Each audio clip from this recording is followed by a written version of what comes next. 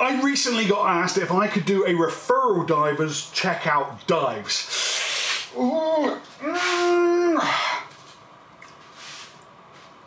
No, absolutely not. Happy New Year, everyone. It's Mouthpiece Monday time.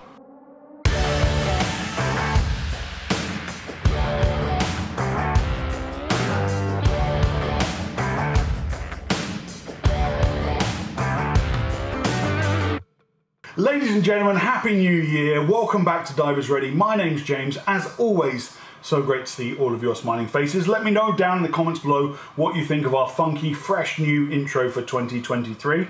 And before we get started, congratulations to all the winners of the 3 Dive Right giveaways that we ended last year with.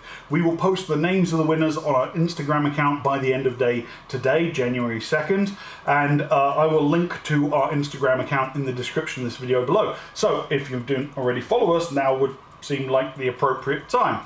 In this video, we are talking about Referral Scuba courses. What is a referral course and what are the pros and cons of this system? At the end of this video, I will let you know why I personally choose not to take referral students, so stay tuned for that. A Referral Scuba course is when a student diver, usually for the open water course, completes the first half of their course, the academics and the confined water sections, in one location with one instructor. Then transfers, after a period of time usually, to a different location, dive center and or instructor to complete their open water dives, which are sometimes referred to as checkout dives. Now, I have a problem with the phrase checkout dives, but more on that later on. The entire course has to be completed within 365 days of the start date. So that is what a referral course is. You start with one instructor in one place and you finish with a different instructor in a different place. Here are the pros and cons, starting with the pros. First off, referral courses allow people to start their training in the winter, landlocked, at their local pool, in their hometown. So if you don't happen to live close to awesome open water diving, this at least gets you started, which makes diving more accessible, which gets more people into diving, and I am all about that. There's a convenience aspect to that for sure, the same as for e-learning, which we already made a video about that. So definitely a convenient situation for a lot of people who don't live where there's awesome open water diving and favorable conditions year round. Referral courses also save you precious time when you're on vacation. So if you are a landlocked diver and you get the pool and the classroom work completed, I don't know, on a rainy weekend in December in your hometown, that means you're not wasting your precious vacation time sitting in an air-conditioned classroom listening to your instructor prattle on when you could be out actually diving in Cozumel or Curacao or Caicos or wherever you are. That means you'll have more time and more opportunity on your vacation to dive more, and that will make you a better diver. So that's fantastic. Now, remember how I'm always saying that the training agencies are not the most important decision-making factor when you're learning to dive? Remember how I told you that basically most of their training products and courses are exactly the same? Well, let me tell you about universal referrals. Let's say your local dive shop in your hometown is a NAUI shop and your NAUI instructor does your NAUI class and your NAUI pool training sessions with you in the confined water. They then fill out what's called a universal referral form and they give it to you. You pack that form in your luggage for your trip to Cancun, and 6 months later you show up at your resort. But the trouble is, the dive center at the resort is a PADI resort. It's not NAUI. No problem. You have a universal referral form, so you can hand that form in to a PADI instructor at your resort and off you go for your open water checkout dives. This is the agency's way of telling you that all of their products are the same. There are, I should point out, training agencies who do not participate in the universal referral program, and they should be applauded. So it's not really universal then, is it? But anyway, the referral program means you are not tied to one agency, you have better flexibility, and I suppose we can chalk up flexibility in the pro column. So, flexibility and convenience, those are the main pros of the referral system. Let's talk about the downsides. First off, accountability. You know that part-time weekend warrior dive instructor who did your pool work that frosty January morning 8 months ago? Chances are slim that they are going to get any credit at all for that work. They're probably not going to have their name on your C card. Your course is not going to count towards their student count. They're not going to get any recognition awards off of it. No one is checking up on them. What incentive do they have to make your training the best it can be? Hopefully, they have personal and professional pride in doing a good job. But that hasn't always been my experience.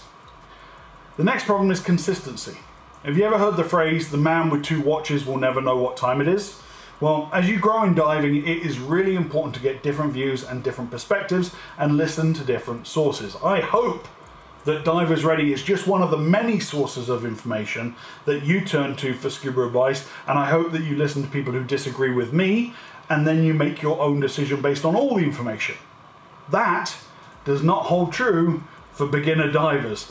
I am always disappointed when I get a open water student come to me who has already found scuba board and their minds are clouded by the bickering armchair keyboard diver brigade. It's a nightmare. I need to unpack all that stuff and no, don't listen, no, that doesn't, no, just no, okay? What new divers need is clarity and consistency in their training, and having two different instructors who don't know each other, don't communicate, who dive in different locations is not the best way to achieve that clarity. Next up is continuity as well. Let's say you're teaching a child to ride a bike. You put the training wheels on and you spend a weekend in your driveway teaching them how to pedal, how to brake, the importance of wearing a helmet, some basic maintenance of the bike, and then you take that bike away from the child and you put it in the garage for 6 or 9 months and the child doesn't ride at all in that time. Then you dust the bike off, you remove the training wheels, you take the child to a forest and have them ride trails. Can you expect good results? I think that's a pretty good analogy for referral scuba courses. Referral divers I have received when I worked at a busy Caribbean dive centre couldn't remember shit about their books or their pool skills. So you end up trying to cram an entire open water course into the time that's been assigned for 4 or 5 open water dives, and that is not a productive training situation. Now, when I was an employee of a dive centre, I didn't have control over which students I taught. My boss would say, James, this is Kyle and Karen from Iowa. They did their pool work 8 months ago. Here's their referral paperwork. Go take them diving in the ocean. Yes, boss.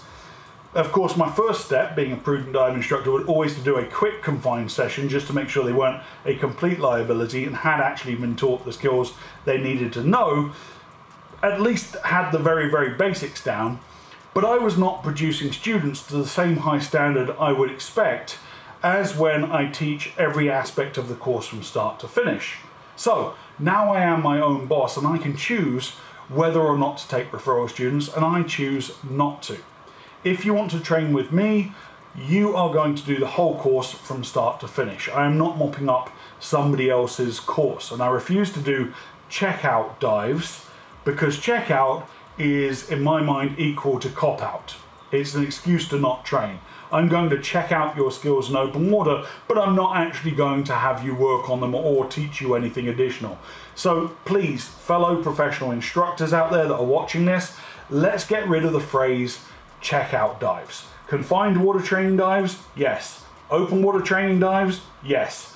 Checkout dives, no. From what I've seen, from my own personal experience in the industry, more than 50% of instructors who are happy to send out referral students with half filled out paperwork are generally on the lazier end of the scale and produce a lower quality of diver than instructors who focus on teaching complete courses. Again, not every instructor, but more than half. That has been my experience of being on the receiving end of referrals. If you're a future student watching this, you might want to consider those points if you're thinking about doing half your course in one place and half somewhere else. I should also say that I have made it a point in my career to never send out referral students to other instructors. This is my career. This is what I do for my life. So I make life choices that ensure that I live where I can perform my profession in its entirety. thanks as always for watching. I hope you have a happy and safe 2023 filled with amazing diving adventures. We have a lot of fantastic content planned for this year, so subscribe to our channel if you haven't done so already, and I will see you next week. Dive safe, dive often.